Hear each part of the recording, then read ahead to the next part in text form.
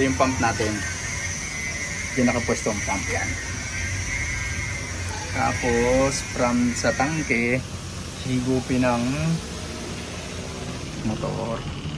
Dito naman yung filter. Ito yung multimedia filter natin.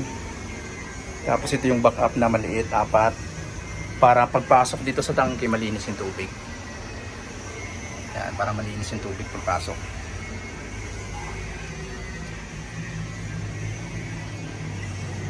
Yan. Dito po. Ito yung galing sa motor, sa ilalim, baba.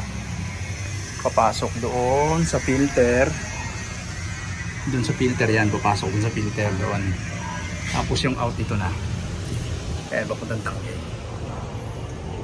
Yan.